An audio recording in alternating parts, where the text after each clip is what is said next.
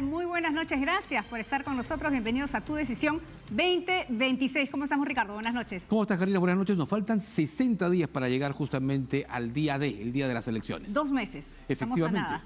Efectivamente, y en Tu Decisión 2026 seguimos recibiendo a los candidatos presidenciales. Esta vez, esta noche, tenemos al candidato presidencial Ronald Atencio Sotomayor de la Alianza Venceremos. Vamos a repasar parte de ese perfil que, como ustedes ya saben, está publicado en la página de voto informado del Jurado Nacional de Elecciones. Y vamos de inmediato a la pantalla para justamente conocer detalles de su hoja de vida. Ahí está Ronald Atencio Sotomayor, edad 44 años, lugar de nacimiento Huánuco, estudios, es abogado de la Universidad San Martín de Porres, bachiller en Derecho y Ciencias Políticas de la Universidad San Martín y maestro en Derecho Penal de la Pontificia Universidad Católica del Perú. En cuanto a experiencia, registra asesor 1 del Congreso de la República, docente de la Universidad Privada del Norte, gerente docente del Centro Jurídico Atena. En cuanto a cargos partidarios, Alianza Electoral Venceremos, copresidente, y Alianza Electoral Venceremos, representante legal. Vamos ahora, de acuerdo a la información del Jurado Nacional de Elecciones, de voto informado, a conocer sus propuestas. Primero, Seguridad Ciudadana propone fortalecer a la policía con más equipamiento, inteligencia operativa y acciones coordinadas contra el crimen organizado. En cuanto a lucha contra la corrupción, aplicar control estricto a funcionarios, transparencia total en el Estado y sanciones severas a los actos corruptos. Cambiamos la pantalla y vamos ahora al punto 3, salud. Mejorar la infraestructura sanitaria, garantizar la atención básica oportuna y asegurar el abastecimiento de medicamentos. En cuanto a educación, invertir en colegios públicos, fortalecer la formación docente y ampliar el acceso a educación técnica y superior. Y cerramos con la siguiente información que tiene que ver con economía y empleo. Propone Ronald Atencio impulsar la inversión privada, apoyar a las MIPES y generar empleo formal desde las regiones. Muy bien, Ricardo, estamos listos entonces para invitar al candidato. ¿Cómo está? Buenas noches. Gracias por estar con nosotros. Qué gusto. Por favor, siéntese. ¿Cómo está, señor Atencio? Bienvenido. Buenas noches. Le comentamos acerca de la dinámica del programa. Sí, claro, con gusto. Casi durante 1 hora vamos a conversar de 7 ítems. Vamos a hablar de ese plan de gobierno que ustedes han publicado en la página del Jurado Nacional de Elecciones. Inseguridad, lucha contra la corrupción, salud pública, educación, infancias, promoción de la cultura y políticas migratorias. Vamos también a responder a 2 preguntas de rigor durante 1 minuto, que luego se la vamos a proponer. Claro. Pero antes... Sí, vamos a conocer su hoja de vida con mayor detalle en un video que ha preparado nuestro equipo de producción, así que lo vemos. Qué gusto. Ronald Darwin Atencio Sotomayor nació el 30 de septiembre de 1981 en Huánuco.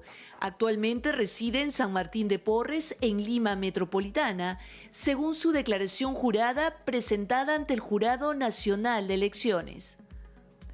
En las elecciones generales 2026, postula al cargo de presidente de la República y a la Cámara de Diputados por la Alianza Electoral Venceremos, agrupación habilitada para participar en el actual proceso electoral.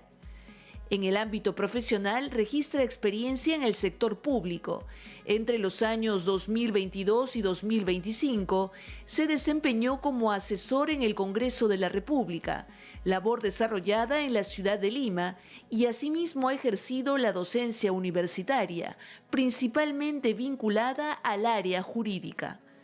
Además, entre los años 2011 y 2022, ocupó cargos de gestión y docencia en el Centro Jurídico Atena, institución ubicada en el distrito de Jesús María. Esta etapa marca una trayectoria continua ligada al ejercicio del derecho y la formación académica. En cuanto a su formación, es abogado por la Universidad de San Martín de Porres, donde obtuvo el bachillerato en Derecho y Ciencia Política y el título profesional en el año 2006. Posteriormente cursó estudios de posgrado en Derecho Penal en la Pontificia Universidad Católica del Perú, grado obtenido en el 2024. En el terreno político, Atencio Sotomayor participa activamente en la conducción de su agrupación desde el año 2025. Ejerce como copresidente y representante legal de la Alianza Electoral Venceremos. Así, su candidatura se presenta como la de un perfil con formación jurídica, experiencia en el Congreso de la República y participación directa en una alianza electoral que busca posicionarse en la contienda presidencial de cara a las elecciones generales 2026.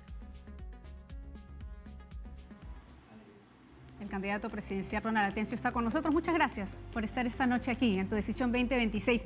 Revisando algunas publicaciones periodísticas, algunas entrevistas que se le ha realizado, usted ha comentado que se quiere etiquetar a su agrupación como una alianza de izquierda para generar temor en el electorado. Lo ha dicho usted mismo. ¿No considera usted que esa política, ese plan de gobierno puede ser leído como una política de izquierda, como un plan de gobierno de izquierda? No, lo que yo estoy en contra es de la etiqueta que se nos quiere dar a nosotros como una izquierda que se quiere vincular con el empobrecimiento, con una izquierda que se quiere vincular con malos funcionarios, con malas acciones, o que se nos quiere vincular a nosotros con querer atrasar al país o querer aplicar políticas retrógradas. Y en esa etiqueta yo definitivamente estoy en contra. Nosotros somos una izquierda y del campo popular y también de los sectores menos favorecidos, comunidades nativas y campesinas, pero moderna, revolucionaria y transformadora. Nosotros somos una agrupación definitivamente de izquierda, moderna, revolucionaria y transformadora. Eso es lo que nosotros somos, pero por eso yo pongo la etiqueta de moderna, ¿no es así? Pongo por delante eso, para que nosotros queremos es el desarrollo para el país y para la patria. Cuando habla de moderna, ¿qué proponen ustedes en materia de inversiones, por ejemplo, de presencia extranjera en el Perú? Bueno, nosotros vamos a hacer una alianza electoral de políticas abiertas, pero nosotros debemos hacer un entendimiento claro. Yo quiero que usted solamente me permita en esta reflexión. Nosotros somos la patria de Grau, de Bolognesi, de Mariátegui y de tantos otros grandes peruanos que han pisado nuestro suelo. Nosotros tenemos que entender que nosotros somos soberanos y la autodeterminación de los pueblos es importante y fundamental. Nosotros no nos vamos a estar arrodillados, ni subyugados, ni vamos a ser serviles a ninguna fuerza imperialista extranjera, ni a ningún sector empresarial extranjero. O sea, cualquier inversión extranjera es bienvenida, pero en el Perú se tienen que cumplir reglas, se tiene que respetar al trabajador, se tiene que respetar al obrero, se tiene que pagar sueldos dignos, se tiene que querer también el desarrollo de nuestro país. Basta solamente de llevarse nuestros recursos naturales y no dejar nada para la patria. Eso va a pasar con Venceremos. Pero es lo mismo que proclama una democracia, por ejemplo. Claro, y nosotros somos demócratas. Son demócratas. En alguna entrevista usted también defendió y dijo que Venezuela de Maduro era una democracia y que él había ganado libremente esas elecciones. La democracia, según ese perfil, está desdibujado. No creería, pero yo te aclaro. ¿No creería usted? Claro, te aclaro. Venezuela con Maduro claro, era una democracia, te aclaro un poco, pero una dictadura. Te aclaro un poco el concepto, ¿no? Esa es otra etiqueta, ¿no? Y esa etiqueta es para el reel, esa etiqueta es para sacar el clip en los TikToks y luego generarnos una mala sensación ante la población. Nosotros hemos dicho bien claro, mi solidaridad es sin lugar a dudas con cualquier tipo de pueblo desfavorecido, agobiado, reprimido. Subyugado y todos, y gobiernos también. Encarcelado, oprimido, maltratado. Claro, por eso mi solidaridad es, por ejemplo, con Palestina, he puesto el ejemplo. Pero le estoy preguntando de Venezuela. Eso, para darle la respuesta. Mi solidaridad es con Palestina, con el pueblo venezolano, con el pueblo cubano, con los latinos que están en Estados Unidos. Nuestra solidaridad como ser humano va a cualquier frontera. Pero una cosa es nuestra solidaridad y otra cosa es que nosotros querramos o imitar o hacer de nuestro país ese otro país. Yo tengo solidaridad con Palestina. Pero en una entrevista en El Comercio usted dijo que Maduro había ganado las elecciones libremente. Pero no me deja y que eso era una democracia. Es que le estoy preguntando, candidato, si me permite, puntualmente por eso. Pero no va a ser también un sí o un no, pues. Porque no, claro, pero es por eso le estoy dando la oportunidad que usted aclare ese punto, si quisiera aclararlo, si quisiera ratificarlo. Por eso te estoy aclarando y no me dejas terminar la idea. Entonces, nuestra solidaridad es con el pueblo palestino, pero yo no quiero hacer del Perú Palestina. Nuestra solidaridad es con Venezuela, pero yo no quiero hacer del Perú Venezuela. Mi solidaridad así es con cualquier tipo de régimen, gobierno, porque yo respeto la autodeterminación de los pueblos de otro país. Por eso yo inicié diciendo que somos un país soberano y creo en mi autodeterminación. Yo no voy a querer que luego otro gobierno, otra fuerza, venga a decirme lo que tengo que hacer o cómo tengamos que hacer en nuestro país, en nuestra democracia. Esta es nuestra democracia. ¿Maduro gobernaba en democracia? Yo he dicho claramente que ellos tienen su propio proceso democrático, pero eso es un tema de ellos, no es un tema nuestro. Bueno, la democracia tiene un solo concepto, ¿no? O sea, no hay interpretaciones ahí. Bueno, sí. Elecciones libres son diferentes elecciones sometidas por poderes del Estado. Entonces se está refiriendo a la dictadura de los Estados Unidos, porque ahí no gana el que más votos tiene. Me estoy refiriendo estrictamente a Venezuela. Pero estamos conformes la votación de Estados Unidos no gana el que más votos tiene. Es totalmente diferente. Es totalmente diferente. A eso voy. El proceso electoral de Estados Unidos lo compone Claro, Así lo es. componen los estados de otra manera. Tema de ellos. ¿Por qué no quiere responder acerca tema de ellos. Venezuela y de Maduro? tema de ellos. El problema de Estados Unidos con su sistema democrático, con el que gana, el que menos votos tiene, no es problema No nuestro. quiere Y el responderle proceso que está Maduro. siendo sometido, el proceso que se está llevando en Estados Unidos a Maduro, ¿está de acuerdo usted o no? Lo que pasa es que yo he venido hoy como candidato presidencial, y siempre, ¿qué pasa en los medios de comunicación? Invierten 15, 20 minutos en preguntarme de Venezuela, de Cuba, cuando lo que acá tenemos que responder es por los problemas de nuestra patria. Pero yo ya he aclarado, yo he dicho, Sí. y sigue De dando hecho, la mano vamos lo a mismo. responder de eso Correcto. extensamente. Yo ya he dicho sí.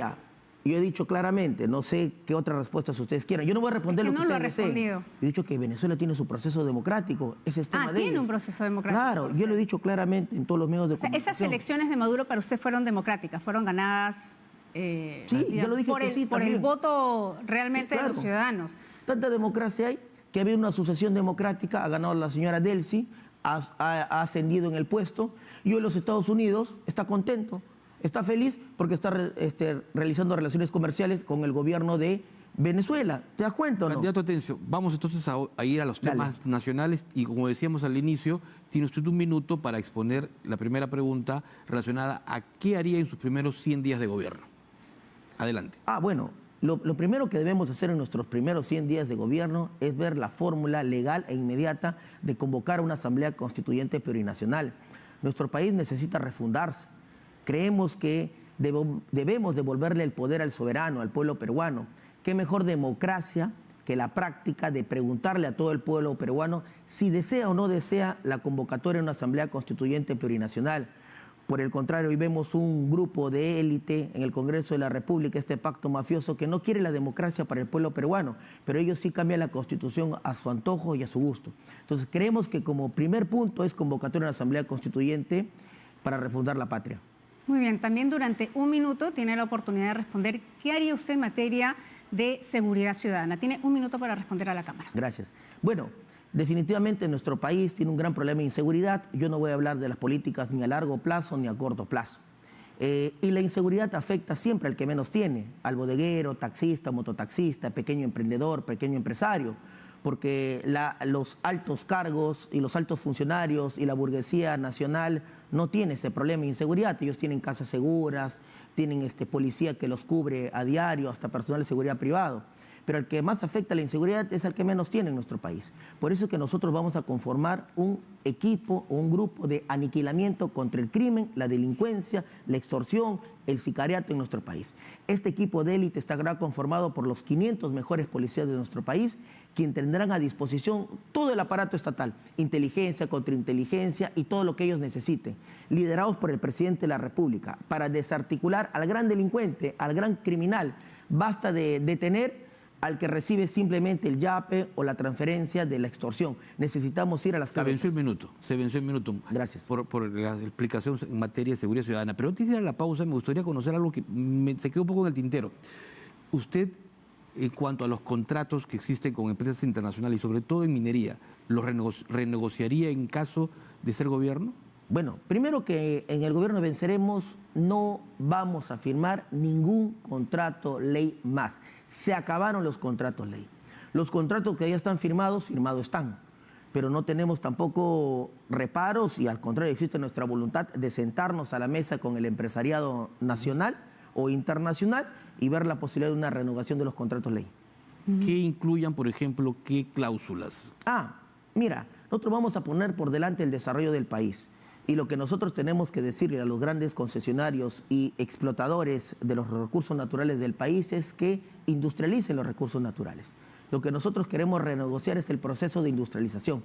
Basta de ser una economía primaria exportadora. El 50% de lo que exporta el Perú es piedras y rocas. Vergüenza nos debería dar seguir siendo ese tipo de economía. Tenemos que dar el gran salto. La renegociación va a ir para que la empresa ponga fábricas en la patria. En cuanto a la minería ilegal, eso le cuesta al país por lo menos 7.000 millones de dólares. Y estamos hablando en cuanto a contaminación de mercurio, a los operativos contra estas mafias, al pago de tributos que no se dan, al pago de canon. Y en cuanto al narcotráfico, cifras que yo creo que son conservadoras, por lo menos 3.000, por las mismas razones. En ambas políticas, ¿qué lucha emprendería un posible gobierno suyo? Por ejemplo, en el tema del narcotráfico, nosotros vamos a levantar el estado de emergencia en el BRAE y vamos a hacer que el estado de emergencia solamente se segregue en un espacio específico donde se encuentran los narcotraficantes llamados Quispe Palomino.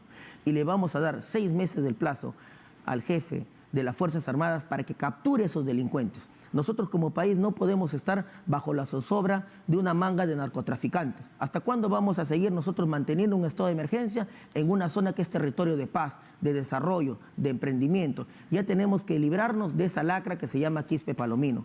Eso es en cuanto al narcotráfico. En cuanto al tema de la minería ilegal, también tenemos que hacer la diferencia entre el minero ilegal y el minero informal. Nosotros vamos a ser duros e implacables contra el minero ilegal.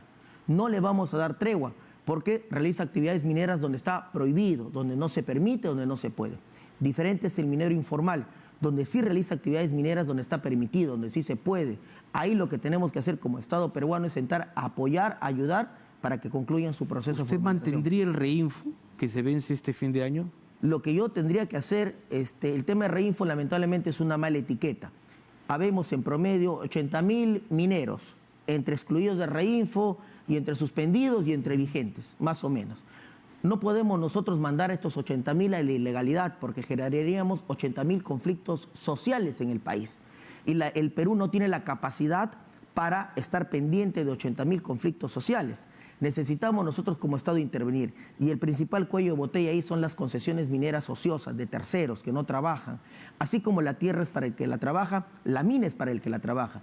Y si el problema es la concesión minera y si nosotros tenemos que iniciar un proceso de expropiación de las concesiones mineras ociosas, lo vamos a hacer para devolverle la actividad minera al minero artesanal y al pequeño minero. Claro, el riesgo con eso es que si la mina es para quien trabaja, en realidad van a entrar los grandes grupos de poder también con un montón de dinero a intentar trabajar. Es decir, ahí más bien se sigue precarizando la labor de ese minero artesanal, de ese minero informal que buscaría la formalización. Vamos a desarrollar más este tema. Tenemos 7 ítems por desarrollar en la próxima, después de la pausa. Durante 5 minutos cada uno de esos ítems usted podría explayarse con respecto a ese plan de gobierno. Vamos a hablar ahora de inseguridad ciudadana, de la lucha contra la corrupción y en materia de educación pública. Vamos a una pausa y retornamos aquí en Tu Decisión 2026.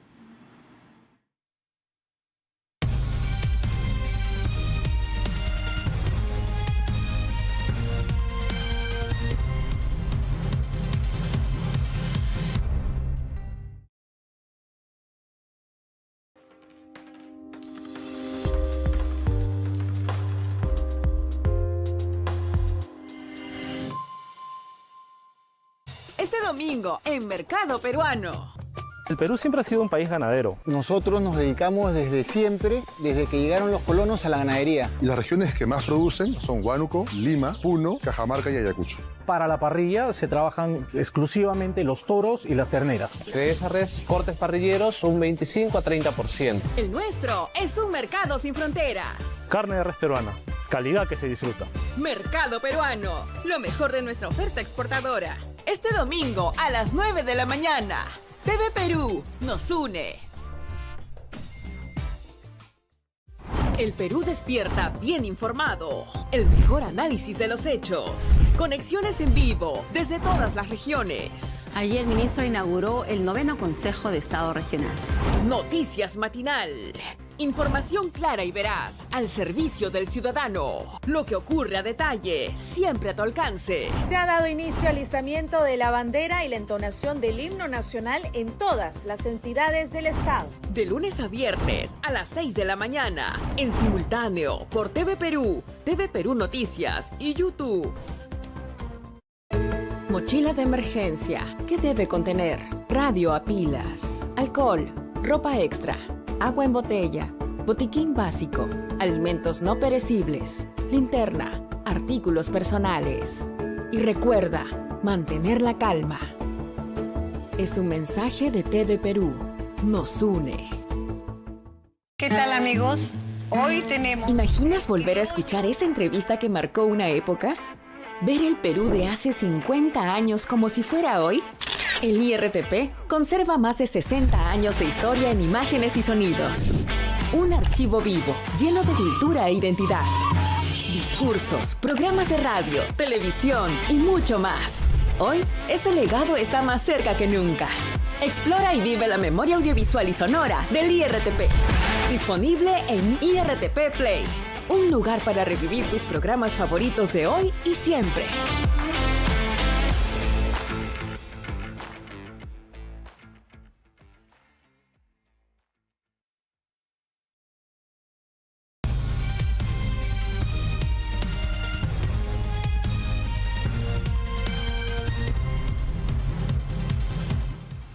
Volvemos a Tu Decisión 2026 por las plataformas de TV Perú, Radio Nacional y las redes sociales. Nos acompaña Ronald Atencio, candidato de la Alianza Electoral Venceremos.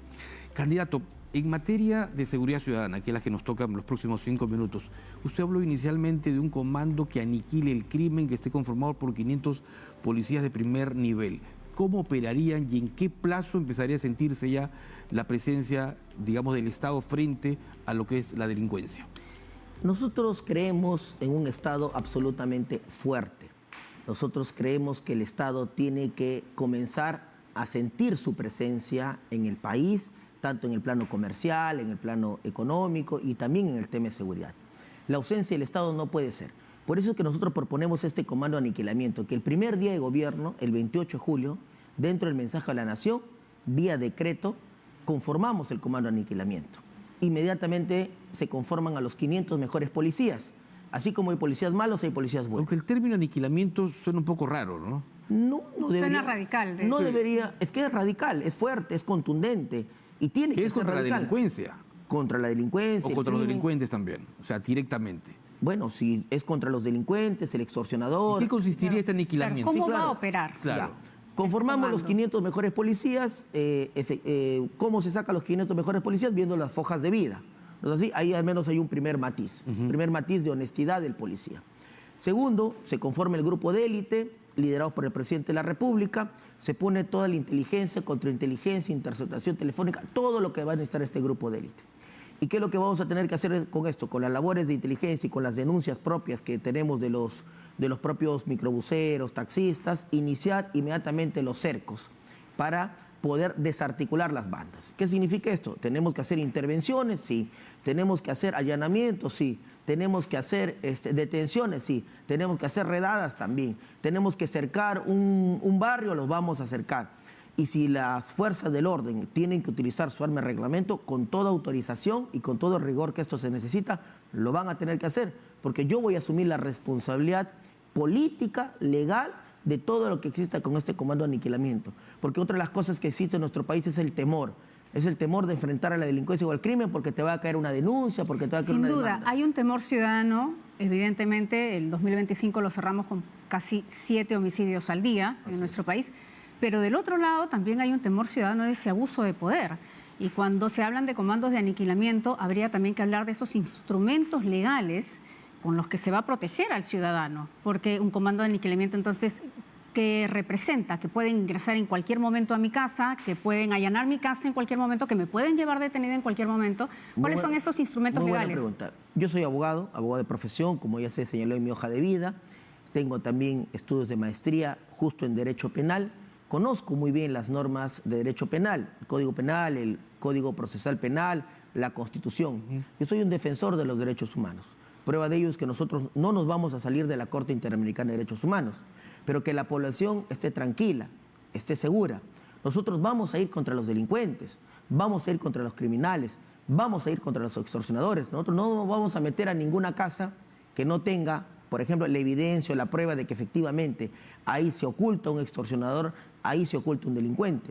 Por eso es que vamos a hacer estas labores de inteligencia y contrainteligencia. ¿Mantener el estado de emergencia o estado de sitio para aplicar eso? No, la verdad que el estado de emergencia no ha solucionado absolutamente nada. Y el estado de sitio es por temas de guerra. Ese tema no se está discutiendo. Para ingresar a la vivienda se está, digamos, vulnerando los derechos constitucionales. Bueno, tendría que hacerlo con un juez, con un fiscal. En temas de flagrancia, correcto, 1, 2, por una resolución judicial. Nosotros no necesitamos estar modificando muchas leyes. Con las que tenemos, creemos que es absolutamente necesario para nosotros luchar de manera directa y clara contra el crimen y contra la delincuencia. Entonces, nuestro comando de aniquilamiento va a ser absolutamente eficaz, selectivo, va a tener que ir obviamente a determinadas zonas en las que se necesite mayor inteligencia y contrainteligencia, inmediatamente hacer los cercos necesarios. ¿Y estos comandos van a ser cabezas o van a trabajar como un comando en conjunto? Porque 500 resultan pocos, ¿no? Para atender a todo un país con un nivel de delincuencia tan alto también. Esa es una muy buena pregunta. Este va a ser el primer eje del comando de aniquilamiento e internamente generaremos algunos grupos y subgrupos. ¿O habrá comandos regionales, por ejemplo? Por el momento haremos los 500. En función de los 500 haremos los grupos y los subgrupos, donde llegaremos a los lugares con mayor incidencia y criminalidad. Por ejemplo, se ha dicho en mi hoja de vida que yo soy de San Martín de Porres, y San Martín de Porres es el distrito más peligroso que tiene Lima. Entonces, ¿qué significa esto? Que tenemos que ir primero a los distritos con mayor foco de delincuencia. Miraflores, San Isidro no tienen tanto índice de criminalidad, lo que no significa que no haya. Pero ¿dónde tenemos que atacar primero? Donde hay la mayor incidencia para lograr nosotros apaciguar al país. Muy bien, tenemos. Y otro tema interesante es que nosotros haremos también el referéndum para los comisarios. Los comisarios van a ser evaluados por la ciudadanía, por sus vecinos. Comisario que no está actuando bien, definitivamente no va a pasar el referéndum, tiene que ser cambiado. Comisario que actúe bien, va a tener que ser inclusive hasta ascendido o premiado. ¿Con qué frecuencia sería esta consulta popular? Bueno, nosotros creemos que cada 6 meses, cada 3 meses podríamos estar haciendo consultas a los ciudadanos, primero de nuevo en las zonas de mayor incidencia y criminalidad, porque hay comisarios que están en zonas muy tranquilas y la verdad que ahí no hay mucho problema de criminalidad. Ahora, ahí el tema, hay que contemplar también que si se va a hacer una consulta cada 3 meses, hay un gran presupuesto destinado para ese referéndum. ¿Cuánto más o menos usted cree que al año y en esos posibles 5 años, si usted gobierna, habría que invertir en referéndum? Muy buena pregunta. Hay varios sistemas para el referéndum, ¿no? Por ejemplo, vamos a tener unas elecciones regionales y municipales. Basta añadir de repente una cartilla al costado y ya se puede generar un sistema de consulta ciudadana sobre la inseguridad, por ponerte un ejemplo. Entonces no necesitamos tampoco... Pero no es tan sencillo como una cartilla, ¿no? ¿Tiene algún presupuesto estimado específicamente? No, lo que pasa es lo que cuesta imprimir nada más la cartilla al costado, que genera una sola pregunta, ¿no? ¿Estás de acuerdo con la seguridad en tu distrito? Y la pregunta es ser sí o no. Y ahí tenemos una primera consulta ciudadana. Y comisarios que no pasen la consulta tienen que ser removidos. Y comisarios que sí pasen la consulta tienen que ser promovidos. Correcto. Candidato, atención, vamos ahora a los 5 minutos que tienen que ver lucha contra la corrupción. Y usted ha hablado en algunas declaraciones de promover justamente la libertad o excarcelación de exgobernantes que están acusados por corrupción.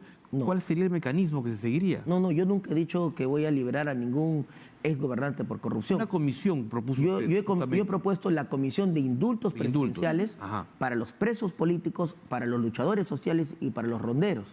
Y también he dicho claramente es que yo jamás voy a firmar un indulto presidencial que tenga que ver con un acto de corrupción. Llámese como se llame, pongan el apellido que quieren, pongan la edad que quieran.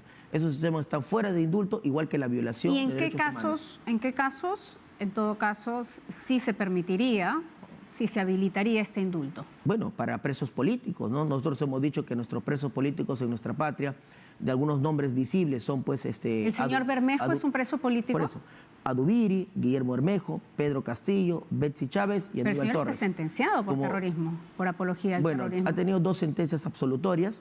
Es más, nosotros creemos que va a volver a ser absuelto. Dicho sea de paso, usted ha sido su defensor, sí, claro, su abogado. Y lamentablemente hay una primera sentencia condenatoria, pero nosotros estamos tranquilos y confiados que eso se va a solucionar más bien en el fuero. ¿Y si no se resuelve en ningún fuero? ¿Y si usted fuera presidente, indultaría al señor Bermejo? Bueno, sabemos que no es un expresidente, pero directamente. Yo he hablado de los presos políticos, ¿no? Claro. Y he hablado de la comisión de indultos. Va a haber una comisión que evalúe la condición de los presos políticos, de los luchadores sociales, personas que se han enfrentado en el Aymarazo, Tía María, o tantos conflictos sociales que lamentablemente el Estado los ha reprimido, los ha condenado y los ha encarcelado. Y muchos ronderos que también sufren carcelería por aplicar prácticas de seguridad en su propia localidad. ¿A su criterio las reuniones en Serratea no han generado visos de corrupción? Bueno, quien determina si hay o no un acto de corrupción es el Poder Judicial. Y si el Poder Judicial sanciona... Pero la transparencia es importante en el tema de la corrupción. Totalmente. El Palacio de Gobierno está hecho para que ahí justamente el presidente o los presidentes reciban a sus visitantes. Bueno, ahora pues con el señor Gerí recibir en Palacio a féminas también que pernoctan, ya también se ha desnaturalizado la posibilidad de tener como Palacio de Gobierno un lugar donde se debería practicar políticas de Estado. Nosotros creemos en la absoluta transparencia y en mi gobierno todo tendrá que ser transparente, no tenemos nada que ocultar. ¿Y qué mecanismos implementarían? Porque actualmente nosotros tenemos un portal de transparencia, supuestamente hay una serie de mecanismos que le ponen candado a los actos de corrupción y no obstante perdemos más de 25.000 millones en corrupción. ¿Qué mecanismos implementarían ustedes? Sí, pues ese es un grave problema, un grave cáncer de la corrupción. El primer mecanismo sería investigar al pacto mafioso de los actuales partidos políticos, porque hoy quien tiene el poder es la señora Keiko, el señor Luna, el señor López Aliaga, ¿no es así? Con toda esta banda de partidos políticos, porque ellos son los que detentan el poder. ¿Quién tiene que responder hoy por la corrupción en el gobierno? Son ellos. ¿Quiénes han sostenido a la señora Dina Boluarte? Son ellos. ¿Quiénes sostienen al señor Gerí? Son ellos. Entonces debemos a ellos procesarlos, investigarlos, porque los ministerios son de ellos. Entonces esa corrupción hoy proviene del pacto mafioso del Congreso. Muy bien. Tenemos que pasar ahora al tema de salud. Son políticas públicas que hoy en día nos preocupan. Sí, claro. Ustedes han planteado garantizar el acceso efectivo, gratuito y oportuno a servicios públicos de salud para toda la población. ¿Cómo se lograría esto sin colapsar el sistema? Muy buena pregunta. Así como hablaste que se va 25.000 millones en la corrupción, no sé si ustedes saben, pero se va 27.000 millones en exoneraciones tributarias al año, a la gran minería, a la gran empresa. 2.000 millones al año de exoneraciones tributarias a las grandes agroexportadoras, cuando no necesitan dinero, cuando precarizan la situación laboral, cuando envenenan a su clase trabajadora, cuando abusan de los contratos temporales, cuando se llevan dinero al extranjero. Entonces nosotros lo que necesitamos es hacer una mejor redistribución de las riquezas. Hay nada más en 2.000 millones de soles al año, solamente ocupándonos de las grandes agroexportadoras, porque en el gobierno de Venceremos les vamos a quitar esas exoneraciones tributarias y vamos a hacer que ese dinero vaya para la salud, por ejemplo. Con 2.000 millones, ¿cuántos hospitales se pueden construir? ¿Cuántas postas se pueden construir? ¿Y en cuánto tiempo se podrá lograr eso, no? Porque de hecho hay varios candidatos que han estado aquí en este mismo estudio y proponen lo mismo, ¿no? Ese dinero que se va a corrupción puede ser redirigido para salud, para educación. El problema es ni el cómo ni en cuánto tiempo. Yo ni siquiera hablo de corrupción, no hablo de que el pacto mafioso da beneficios o exoneraciones tributarias a sus amigos, ¿no? a sus financistas de sus campañas electorales. Nosotros les vamos a arrebatar esos beneficios y vamos a hacer que esto se redistribuya. Ahora, el tiempo, yo no creo que un hospital en nuestro país, hay hospitales también, hay que entender, ¿no? Nacionales, regionales, y también hay las postas, que su sistema de infraestructura es diferente. Nosotros creemos que la descentralización, los hospitales regionales tienen que ser prioridad. Hay otro tema que es la medicina. La gente requiere de medicamentos y en los hospitales no se cuenta con, digamos, con un stock necesario para distribuirlos. Claro. ¿Cómo haría allí? Bueno, lo que tenemos que hacer siempre es el cuello de botella. El cuello de botella lamentablemente son las licitaciones. Nosotros hemos encontrado que las licitaciones públicas son amañadas, hay muchos actos de corrupción. Y nosotros lo que tenemos que implementar es no solamente el control concurrente que tiene la Contraloría, sino que también debemos implementar ahí las fiscalías y policías de prevención del delito, que estén de la mano con los procesos de licitación pública. No se puede seguir permitiendo que se juegue con la salud de todos los peruanos, desabastecimiento de los hospitales. Entonces, tiene que estar de la mano ahí un fiscal y si tienen que hacer interceptaciones telefónicas, escuchas, no podemos seguir permitiendo que en nuestra patria, ese es el tema que a nosotros como Venceremos nos da más sensibilidad, que se siga favoreciendo a grandes empresas y perjudicando a los pobladores, a los peruanos, a los más pobres, a los que menos tienen. Porque al final lo que afecta es al que menos tiene. La corrupción afecta al que menos tiene. La licitación por la falta de medicinas afecta al que menos tiene. No le afecta al que sí tiene resuelta la salud, resuelta la educación, resuelta la comida. Entonces tenemos que poner por delante los verdaderos intereses de la patria. Eso es lo que nosotros haremos. ¿Cómo hacemos ahora con ese sistema colapsado que somete al paciente a que le den una cita después de 3 meses? Sí, pues es muy lamentable que hayamos privatizado la salud pública y hoy todo se vea privado y no se entienda que tiene que pasarse a un sistema estatal. Hay muchas empresas, hay muchas entidades, del Estado que siguen siendo beneficiadas con sistemas de seguro privado. Nosotros no estamos de acuerdo con eso. Claro, pero le estoy preguntando al MINSA de salud. Nosotros lo que tenemos que hacer es que todo ese dinero vaya al sistema público de salud y unificar el sistema de salud. Sectores como el Congreso tienen los mejores seguros del país. Efectivamente. ¿Qué haría usted en ese caso? Porque, bueno, si bien el Parlamento tiene autonomía, ¿qué haría con el Parlamento? Yo voy a proponer un proyecto de ley. Además, usted es candidato también a diputado con el número 1. Sí, claro. Yo lo que voy a proponer es inmediatamente la eliminación de ese tipo de seguro. No puede ser posible que no. Yo quiero que los congresistas vayan a los hospitales también, que se atiendan en un hospital. Bueno, y con su dinero que se atiendan donde ellos quieran, ¿verdad? pero el Estado no le puede seguir pagando a funcionarios, y no solamente eso pasa en el Congreso. Pero usted se ha atendido en las AFP, ¿no? Las EPS se ha atendido usted, ¿no es cierto? ¿Cómo? Usted es beneficiario de las EPS. Yo he tenido ONP, ¿no? También tengo AFP, que es un sistema privado de pensiones. Y es muy lamentable ese tipo de sistema. Me refiero a las... ¿Usted se ha atendido también como trabajador del Congreso? Sí, claro, me ha atendido en clínica, me ha atendido en hospitales, me ha atendido en postas, porque es un sistema de atención, ¿no? ¿No presentó cuando era asesor en el Congreso, en este caso, cuando era congresista, un plan precisamente para cambiar y mejorar ese sistema de salud? Lo que pasa es que nosotros como trabajadores no tenemos esa capacidad, pero ahora dentro de la Alianza Electoral Venceremos, ahora sí tengo yo la capacidad de poder decir que ese tipo de beneficios no puede existir en un sistema de salud tan precarizado como el que tenemos. Y por eso vamos a iniciar ese cambio transformador. Muy bien, candidato. Entonces vamos a hacer una pausa ahora para tratar otros 3 temas. Así que tienen que ver, por ejemplo, con la educación, que tienen que ver con la situación de la niñez en los primeros años. Hacemos una pausa, regresamos con más.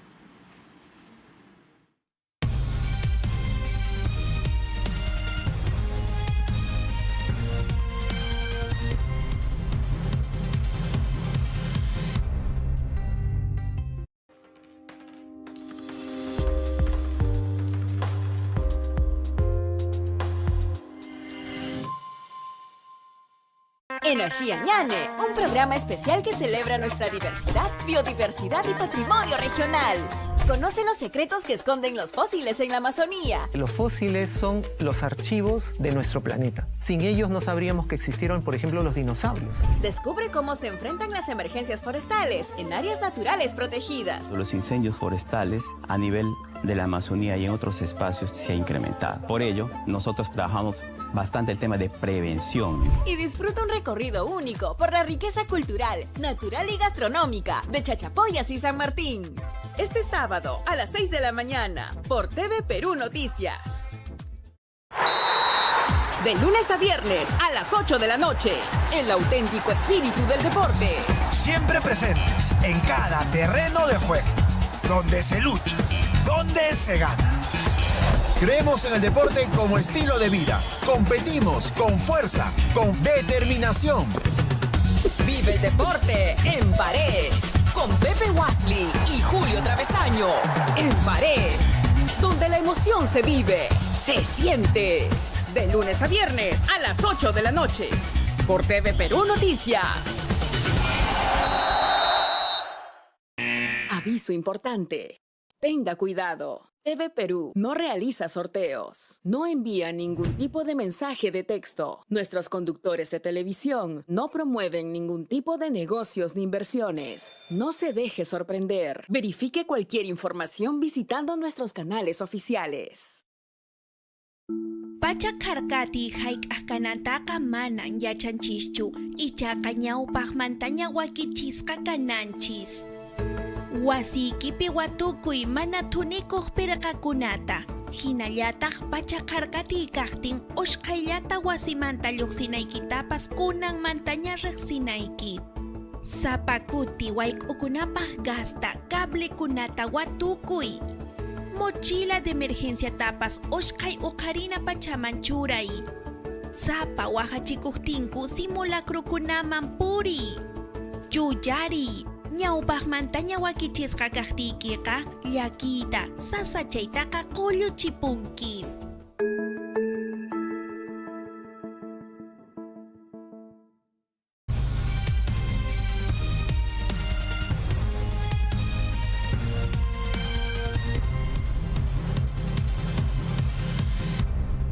Gracias por seguir con nosotros. Estamos en Tu Decisión 2026. Está con nosotros el candidato por la Alianza Venceremos, Ronald Atencio, y candidato, nos tenemos que centrar en las políticas públicas en materia de educación. ¿Cómo medir esa calidad educativa?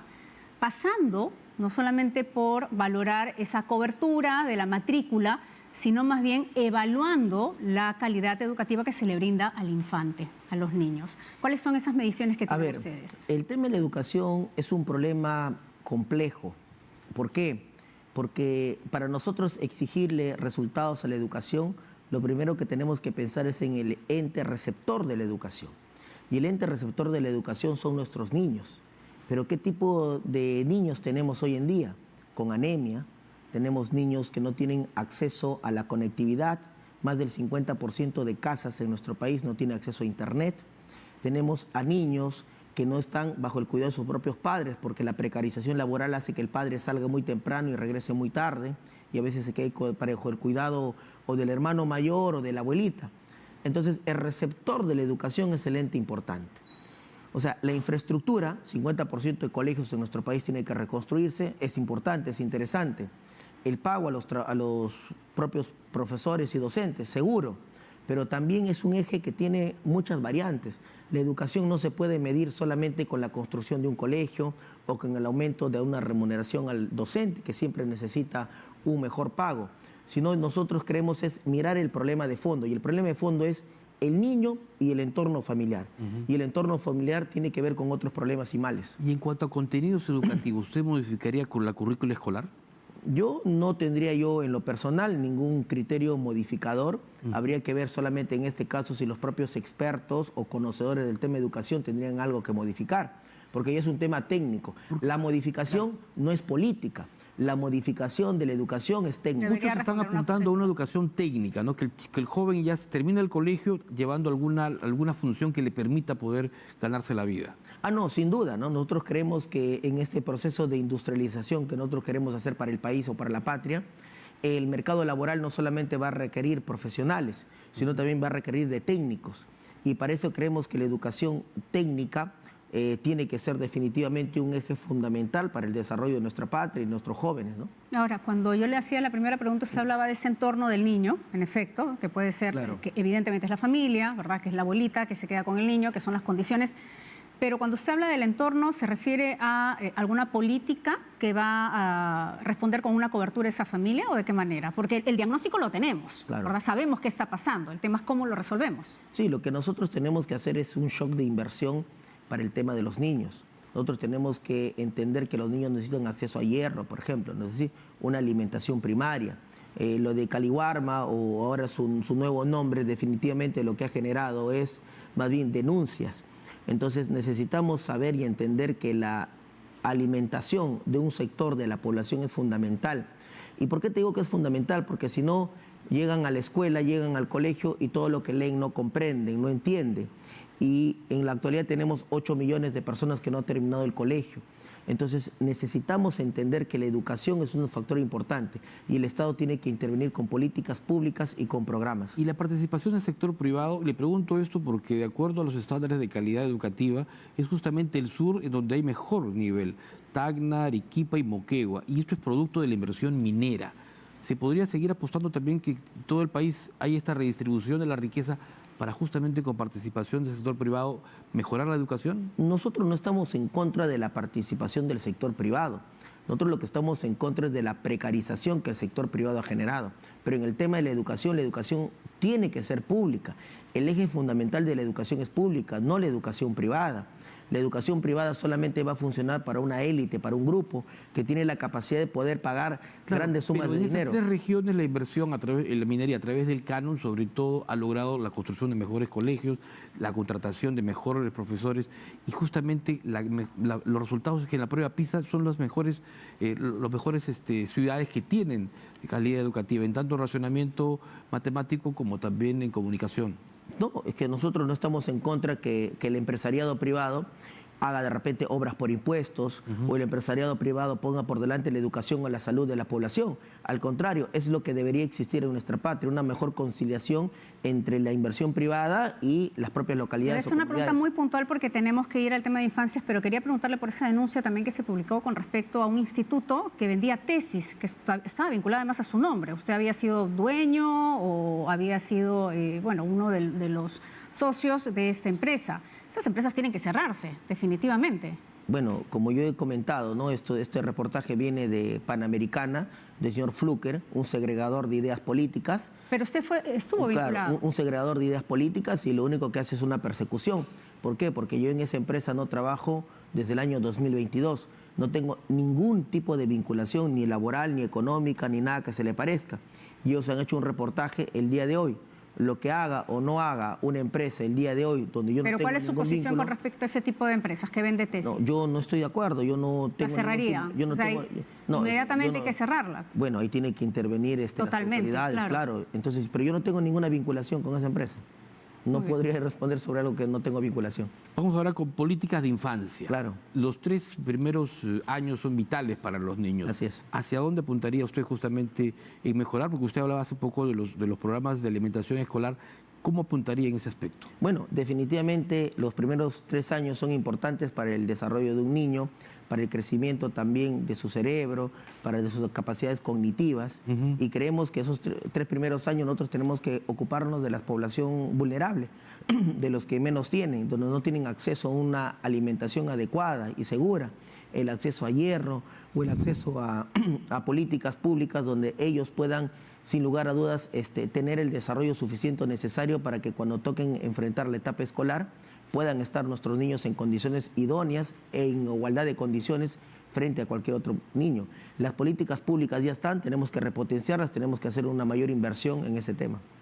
Bueno, según cifras del año pasado, por lo menos 10 niños eran abusados sexualmente en nuestro país. Son cifras trágicas. El abuso de infantes además está muy vinculado tanto a la minería ilegal como al narcotráfico. Hay una política que se tiene que atender inmediatamente. ¿Ustedes tienen algún plan en esa carpeta de gobierno? Parecería que tu sesgo es con la minería ilegal y con el narcotráfico. No. ¿Pero por qué te explico? Pero sí está vinculado. ¿Usted lo sabe? No, totalmente, ¿no? Pero ¿por qué te digo? Porque solamente quieres atribuir eso y yo te comento un caso dramático. ¿A usted le afecta que hablemos del narcotráfico o de la minería ilegal? No, estoy en contra del narcotráfico, te lo he dicho. Y por eso voy a combatir a los quipes palominos y voy a poner por sobre la mesa la cabeza de los quipes palominos, porque no se puede permitir un Estado que esté en zozobra por una manga de delincuentes. Le estoy preguntando y deberían por ese plan de responder los gobierno. actuales jefes de las Fuerzas Armadas, ¿por qué no capturan a los quipes palominos? ¿Qué negociado tienen ahí? A eso debemos preocuparnos. ¿Qué negocio se teje detrás de la mesa? Pero yendo al tema, no discuto que la minería ilegal y el narcotráfico generan sus problemas. Pero las grandes agroexportadoras han precarizado la situación laboral de tal forma que en el norte peruano recogen a la clase trabajadora a las 4 o 5 de la mañana para llevarlos a los campos, que ya más parecen no campos de cultivo, campos de concentración, porque son sometidos a situaciones infrahumanas, infravaloradas, y luego son regresados a sus domicilios y llegan a las 8, 9, 10 de la noche. Prácticamente todo el día fuera de su casa los padres, papá y mamá trabajando.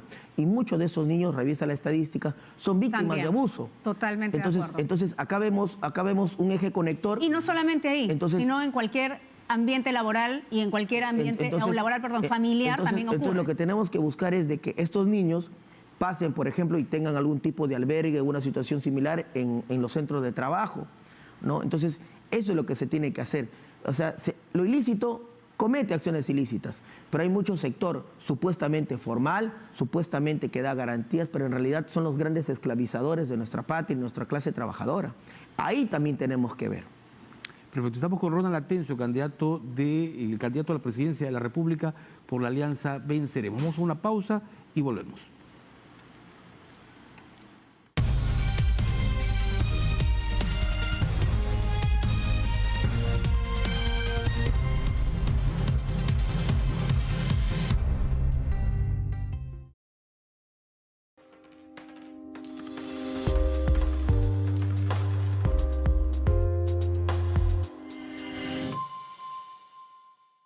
Este domingo en Mercado Peruano. El Perú siempre ha sido un país ganadero. Nosotros nos dedicamos desde siempre, desde que llegaron los colonos, a la ganadería. Y las regiones que más producen son Huánuco, Lima, Puno, Cajamarca y Ayacucho. Para la parrilla se trabajan exclusivamente los toros y las terneras. De esa res, cortes parrilleros un 25 a 30%. El nuestro es un mercado sin fronteras. Carne de res peruana, calidad que se disfruta. Mercado Peruano, lo mejor de nuestra oferta exportadora. Este domingo a las 9 de la mañana. TV Perú nos une. Al cierre de la jornada, descubre los hechos que definieron la agenda del día. Buenas noches, empezamos ya con el desarrollo de las noticias. El resumen más completo, con información relevante, veraz y precisa.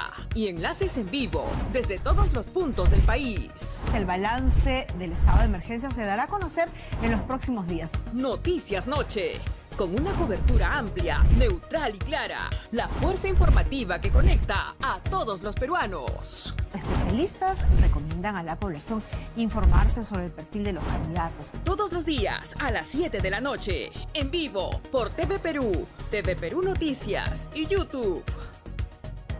No podemos predecir los sismos, pero sí podemos estar preparados. En casa identifica las zonas más seguras y las posibles rutas de evacuación, despejándolas de cualquier obstáculo. Revisa si tus conexiones eléctricas y de gas se encuentran en buen estado. Ten lista la mochila de emergencia y participa activamente de los simulacros. Recuerda, la prevención puede hacer la diferencia.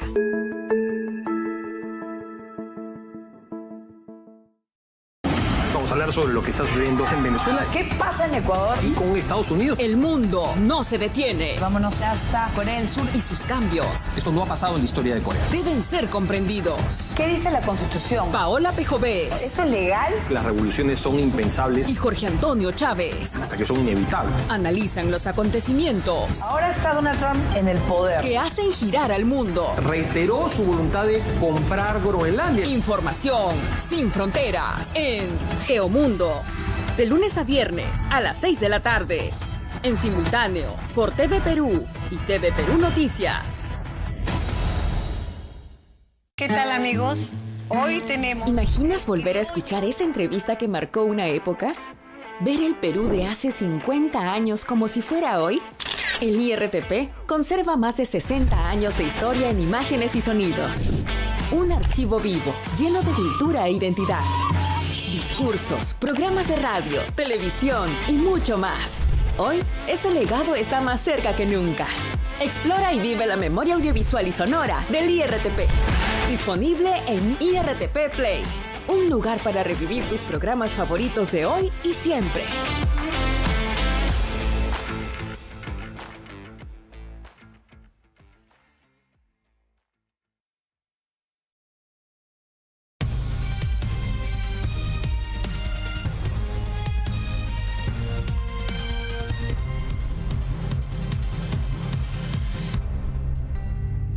Volvemos, somos Tu Decisión 2026 por TV Perú, Radio Nacional y las redes sociales. Ronald Atencio es el candidato presidencial justamente de la Alianza Venceremos y nos toca el tema de políticas de cultura. Me gustaría conocer un poco su trabajo y las propuestas que tienen interculturalidad, pero además también pueblos originarios. ¿Cómo va a trabajar en ese aspecto? A ver, nosotros creemos que el tema cultural en nuestro país está bienvenido a menos, ¿no? Porque vemos de que somos muy condescendientes y nos gusta mucho hacerlos danzar, hacerlos cantar o mostrarlos a nuestro entorno cultural como si fueran solamente muñecos de exhibición. Y luego existe una política clasista, racista y de represión. No les damos la oportunidad a nuestros hermanos, por ejemplo, del sur, de poder opinar o expresarse, porque lo primero que hacemos es meterles bala, meterles gas. Y nosotros lo que queremos es hacer que nuestras culturas, nuestras costumbres sean eje fundamental del desarrollo del país. Por eso es que proponemos la Asamblea Constituyente Plurinacional, porque la Constitución política no solamente puede ser redactada por un sector de nuestro país, tiene que también tener representación en las comunidades nativas, campesinas, pueblos originarios, la nación quechua, la nación aymara. Todos necesitamos involucrarnos en este proceso de unidad. Basta de seguir generando una brecha, ¿no? Vemos una brecha realmente clasista, muchas de ellas limeñas o por una élite del Congreso de la República, que lo primero que hace es terruquear cuando nuestros hermanos del sur o cualquier otro tipo de hermanos de cualquier comunidad sale a protestar en contra de un proyecto minero. Pero no salen a protestar contra un proyecto minero porque quieran, sino porque hay el incumplimiento de compromisos o de pactos sociales o medioambientales. Entonces debemos ya desterrar primero ese tipo de política de racismo, de clasismo y de terruqueo.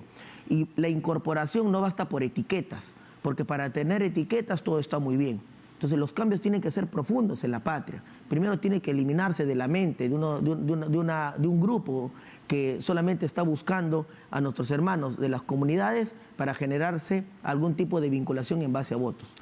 Y en cuanto, por ejemplo, a políticas que promocionan el turismo, ¿no? Seguimos siendo el país de Machu Picchu. Estamos muy orgullosos de Machu Picchu, pero podemos orgullecernos de muchos más sitios que visitar.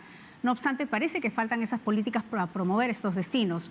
¿Qué harían ustedes? Bueno, efectivamente, ¿no? Tenemos acá algo muy cerca que se llama Caral, que cuando se construía Caral se construían las pirámides de Egipto, tienen el mismo nivel de antigüedad, ¿no? Tenemos en el Amazonas, Cuelap, que lamentablemente por una desidia del Estado se ha derrumbado una de las paredes de Cuelap, que también felizmente ahí existe un teleférico, pero para llegar a Cuelap, ¿cómo llegamos? No tenemos un aeropuerto digno, tenemos que llegar de repente a Chachapoyas con un vuelo intermedio que a veces hay lunes, miércoles y viernes, y por cuestiones climáticas ya no va ningún vuelo, tienes que llegar por Tarapoto y luego se hace muy difícil llegar hasta allá. Entonces definitivamente en el Perú tenemos grandes lugares turísticos, tenemos las líneas de Nazca, que hay un mal servicio seguro de algunas aeronaves, pero como riqueza cultural somos muy grandes, pero necesitamos darle el impulso, no solamente el impulso en cuanto a sacar un afiche o un volante, sino hacerlos parte de nuestro proceso de cambio y de nuestro proceso de decisión política. Correcto. Mire ahora el tema de políticas migratorias. Y estamos enfrentando una situación crítica porque sabemos que, por ejemplo, el Perú tiene más de 1,5 millones de ciudadanos extranjeros. ¿Qué haría usted de estar en Palacio de Gobierno cuando tenemos también a un vecino hacia el sur que el 11 de marzo podría dejarnos miles de indocumentados en la frontera? Bueno, el Perú en un momento sufrió también su crisis migratoria. Muchos de nuestros hermanos peruanos tuvieron que salir a Argentina, a Venezuela, a Estados Unidos, a la China y a diversos lugares porque vivió una situación difícil en nuestro país. Hoy tenemos una crisis migratoria que nos ha heredado la ultraderecha peruana, el señor PPK, que tenía una política de puertas abiertas. Sin embargo, ya tenemos acá los migrantes. Nosotros, por sobre todas las cosas, somos humanos, somos personas. Y nosotros tenemos que darle un nivel de protección a cualquier ser humano. Nosotros no vamos a iniciar un proceso de política migratoria de expulsiones, como lo quiere hacer el señor Katz en Chile, que quiere ponerlos en la frontera, como el señor tiene una ascendencia neonazi, cree que esos son campos de concentración. Nosotros lo que tenemos que hacer es con el extranjero que se porta bien, que actúa bien, darles formalidad. Con el extranjero que se porta mal, que actúa mal, ahí sí tenemos que ser grandes represores, como también somos con los peruanos que se portan mal. Acá tenemos que entender que la política migratoria del Perú tiene que ser apoyo al que trae trabajo, al que trae desarrollo, al que trae emprendimiento. ¿Cuál sería esa política de formalización de los migrantes? Bueno, de varias maneras, ¿no? Primero, formalizar su condición migratoria, y es muy lamentable que el Perú haya roto relaciones bilaterales, por ejemplo, con Venezuela, cuando la principal crisis migratoria es por nuestros hermanos venezolanos. Nosotros tenemos que volver a reinsertarnos y volver a tener relaciones bilaterales con Venezuela. ¿Para establecer qué tipo de acuerdos, por ejemplo? Bueno, por ejemplo, intercambio de presos. Te pongo un ejemplo, intercambio de presos. Intercambio también de ciudadanos. Así, Venezuela puede venir y puede llevar a sus ciudadanos que deseen migrar a Venezuela. Hoy, para que vaya un ciudadano a Venezuela, los costos aéreos son demasiado elevados. ¿Por qué? Porque también hay un bloqueo que tienen contra el hermano país de Venezuela. Entonces, lo que necesitamos es una política de tener relaciones comerciales con todos, relaciones diplomáticas con todos. Nosotros no les vamos a cerrar las relaciones diplomáticas en ningún país. Esa es una crisis humanitaria, ¿no?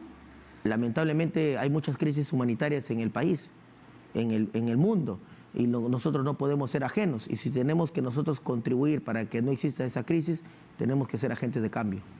¿Y qué hacemos con los peruanos que están fuera? Porque ahí también hay una gran cantidad de peruanos que están indocumentados.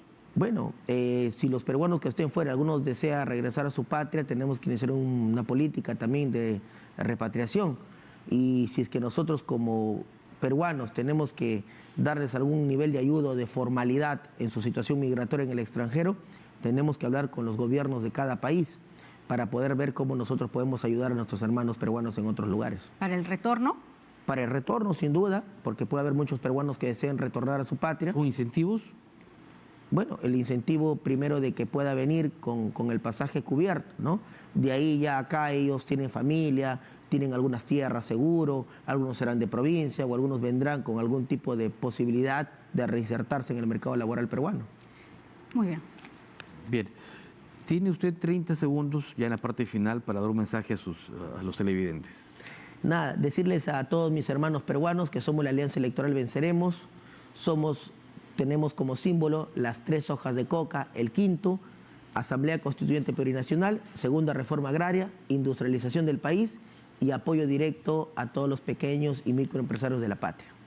Muy bien, candidato. Gracias por estar con nosotros hoy. Nosotros nos reencontramos mañana para reunirnos además con el candidato Francisco Díaz Canseco del partido Perú Acción. Como siempre, de 9 a 10 de la noche por TV Perú, Radio Nacional y las redes sociales. Gracias por estar al otro lado de la pantalla. Que tenga una muy buena noche. Buenas Hasta noches. mañana.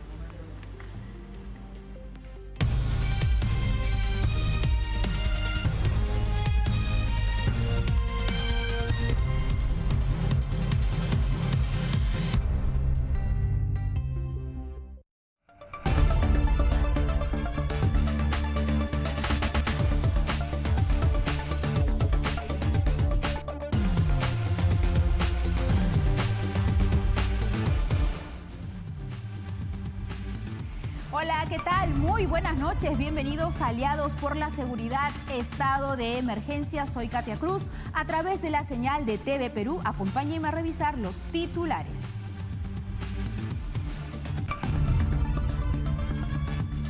Tentáculos de los pulpos siguen cayendo en Trujillo. Peligrosos delincuentes aceptan su participación en atentados. También camarada gringo fue capturado en Huánuco. Habría recibido órdenes de Artemio. Además, cobraban cupos a ambulantes de Gamarra. Cae banda de extorsionadores en La Victoria. Y también, tras intensa búsqueda, fue hallada una menor reportada como desaparecida en el Callao.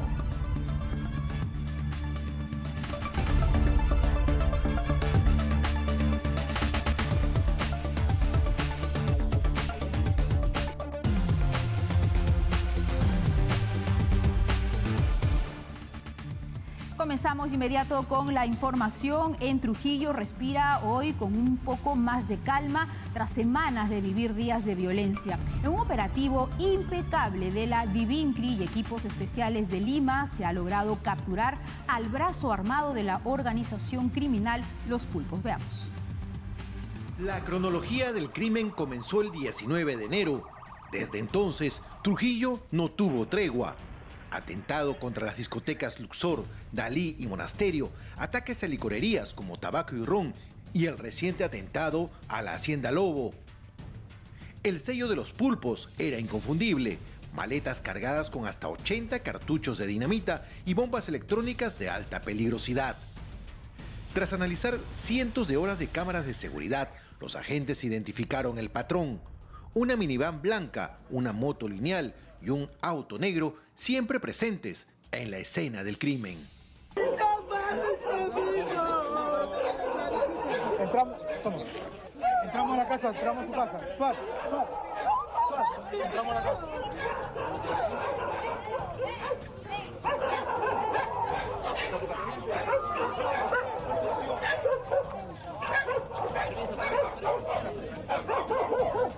La noche del 9 de febrero, el equipo especial dio el golpe. En El Porvenir fueron interceptados Miguel Ángel Tantaquispe, alias Chucky, y Paulo Horna González, alias Gringacho. En sus teléfonos guardaban el registro de sus delitos y las coordinaciones para nuevos ataques en el Cerro La Huaca. Minutos después caería el vehículo negro utilizado en el atentado a Lobo. Al volante estaba Piero Ríos Carmona, alias Cabezón, con más dinamita en su poder. Finalmente, escondido en una mototaxi en lo alto del cerro, fue capturado José Rojas Yupanqui.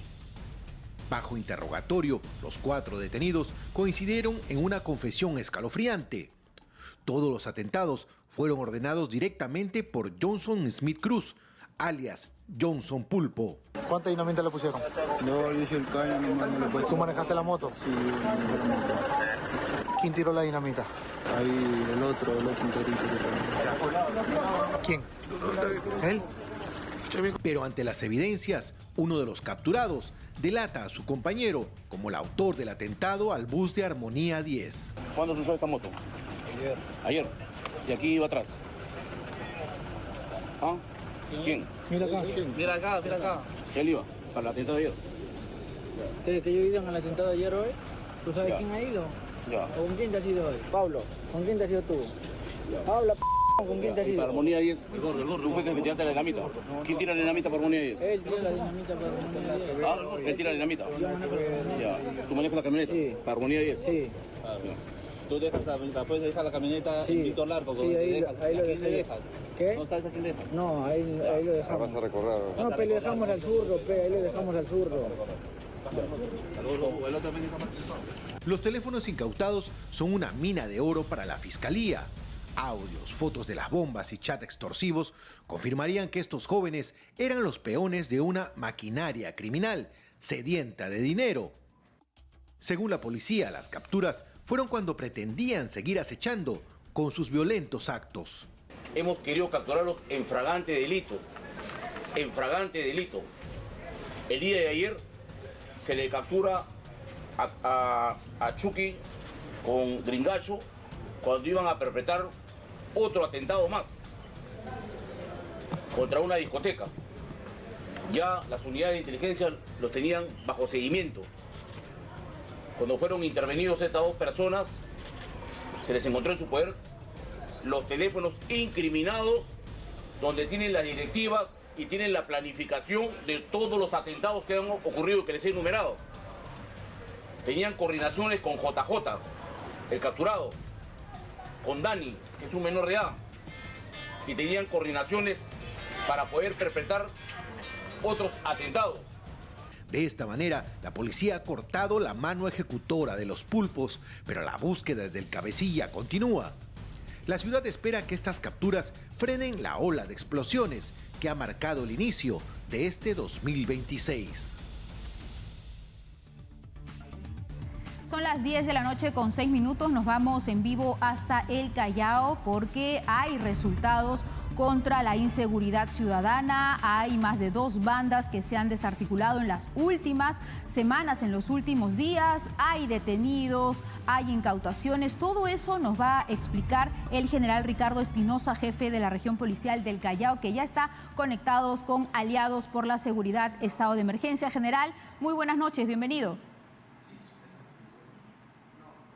Buenas noches. Para informar a la ciudadanía que la región policial Callao continúa con sus operaciones policiales en todas sus modalidades delictivas. En esta oportunidad, la de Prove Callao, teniendo ya el análisis de los 13 vehículos reportados como robados, como récord aquí en la jurisdicción, hace un planeamiento e incursiona en un lugar conocido como Camal de descuartizamiento de vehículos. Ese es un nombre policial que se le asigna a los lugares donde se trasladan los vehículos robados y que inmediatamente son descuartizados, y también existe la modalidad de extorsión cuando negocian con los propietarios para pretender devolverle sus vehículos a cambio de un dinero.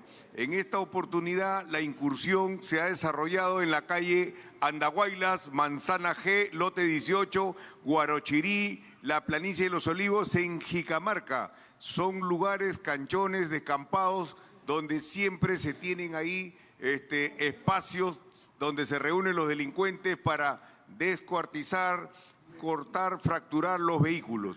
Los detenidos han sido identificados como Walter Canales Tinco, de 40 años, alias Chicho.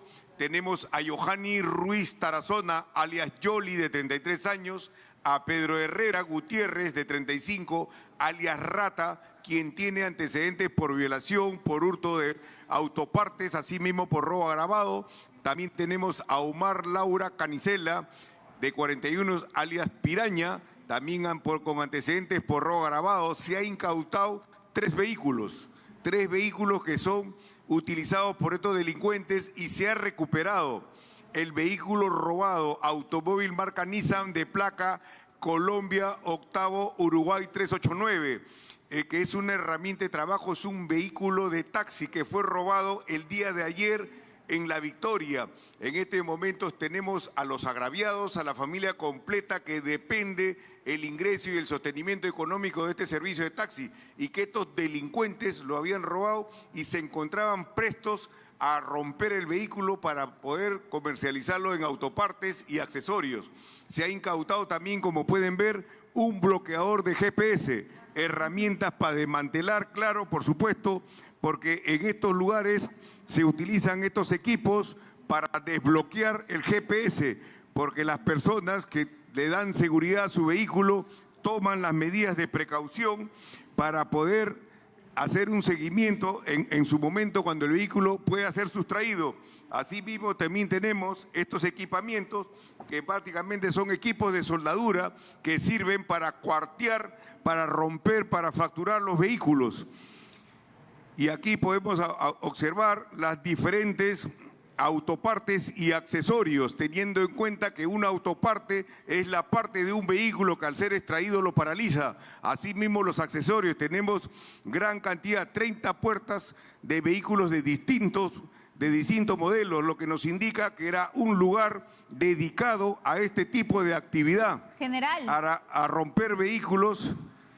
Adelante, sí, lo escucho. Sí, general, para que nos explique por qué todavía existe personas que compran estas autopartes y cuál es el precio que consiguen en este mercado negro de autopartes.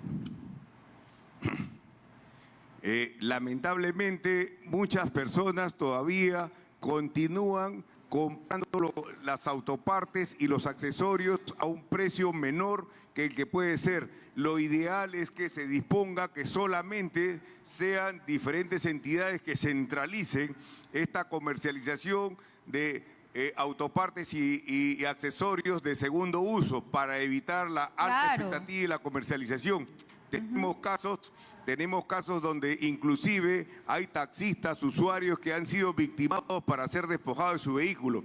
Esta banda criminal dedicada a este tipo de actividades ha sido desmantelada, ha sido detenida. En este momento se encuentran realizando todas las diligencias. Tenemos aquí en el frontis del complejo policial Alipio Ponce los vehículos con la gran cantidad de accesorios que estamos desplazando a la unidad especializada que es la de Prove Callao, que su personal ha venido realizando el análisis de dónde se están produciendo las adquisiciones, las compras, las cocheras públicas donde se deja en primera instancia los vehículos robados, cómo es la cadena hasta que lleguen a estos malos comerciantes, estos delincuentes que fracturan y venden estas autopartes que lo comercializan de manera ilegal.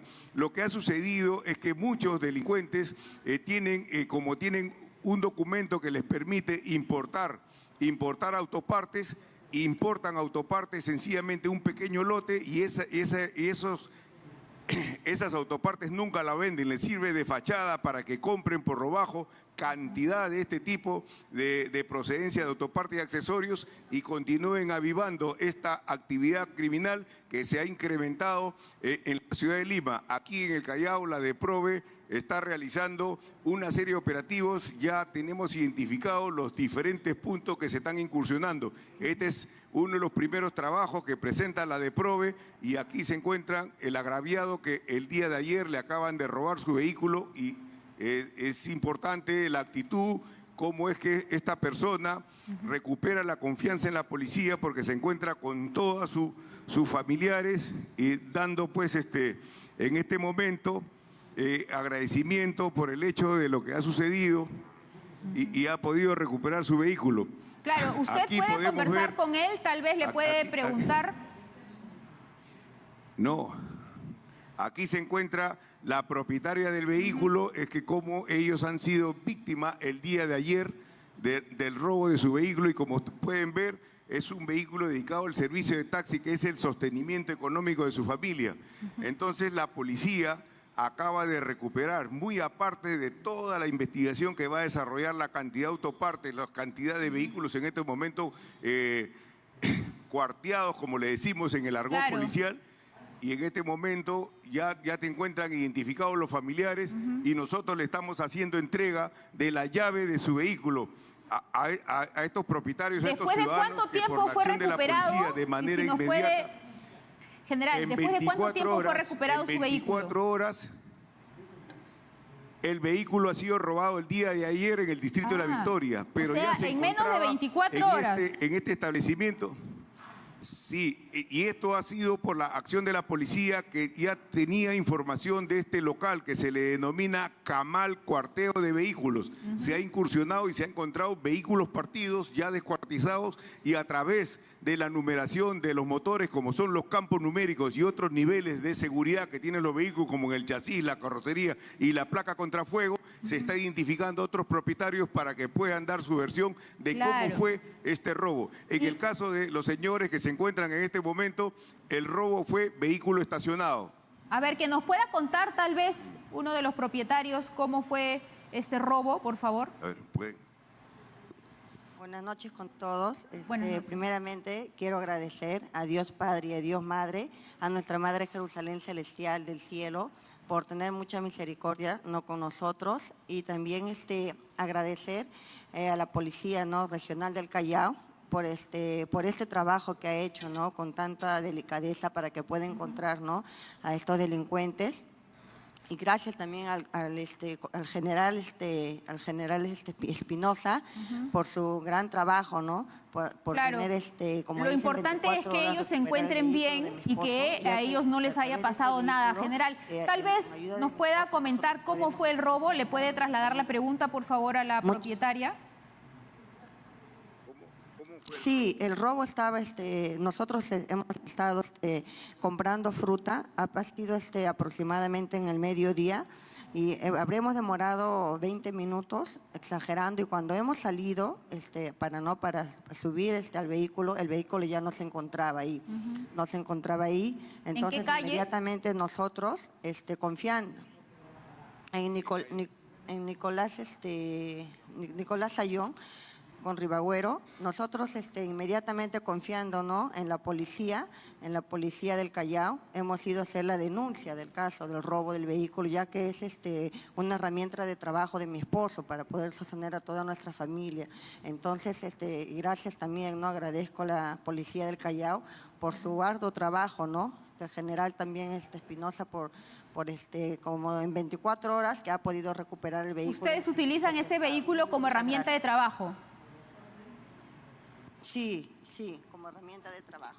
Sí, buenas noches, agradezco, como dice, primeramente a Dios Padre y Dios Madre, y también a la policía por su gran trabajo. Ahora se ve el gran trabajo que han hecho la Policía Nacional de Perú al mando del general Espinosa, de la región del Callao, que se ha recuperado mi herramienta de trabajo, que todos los días, como dice, sustenta a mis hijos, a su esfuerzo. Ahora se ve el trabajo, se ve el trabajo y la confianza de la Policía Nacional de Perú, que ha, como dice, ha atrapado a esos delincuentes, que se dedican, como dice, a eso, a robar y a quitar una herramienta de trabajo, que cada día el pan nos quita, cuántas familias lloran, pero aún así, uno, como dice, uno está luchando cada día, trabajando, pero ahora se ve, y estoy muy agradecido a la Policía Nacional del Perú por su gran trabajo, Claro, señor, muchísimas gracias también por contarnos esta mala experiencia, lamentablemente, que ha terminado con la entrega y con el encuentro de su vehículo, porque sin lugar a dudas es un trabajo minucioso que hace la policía, pero general, también nos podría ampliar que esto es solamente la punta del iceberg, me imagino, para ya acabar con estas organizaciones que se dedican precisamente al robo de las autopartes, Es un mercado negro que lamentablemente todavía sigue, porque hay gente que busca comprar estas autopartes de manera ilegal, y mientras haya este círculo vicioso, se podría decir así, lamentablemente hay estas bandas. Sí, definitivamente. Nosotros instamos a la ciudadanía a que reporte las informaciones a través de nuestra página web estamoshartos.com para que la policía siga administrando información y tenga mejores resultados. La Policía Nacional es una institución fortalecida, una institución especializada que tiene años de funcionamiento, y cada día estamos empeñados en reforzar la seguridad de la ciudadanía y darle un mejor servicio al ciudadano. Así es, general, pero además de esta desarticulación de la banda dedicada a la venta de autopartes, hay otras capturas, Por ejemplo, tenemos la captura de la banda Los Chukis de la Segunda. Nos comenta también este caso, porque aparte hay otro más. Los Chukis de la segunda es básicamente esta banda dedicada a la comercialización de autopartes, pero no se descarta la hipótesis de que ellos también sean los promotores para que financien el robo de vehículos, porque muchas veces los mismos receptadores le pagan por adelantado a los delincuentes para que asalten, roben y trasladen el vehículo y ellos sean verdaderamente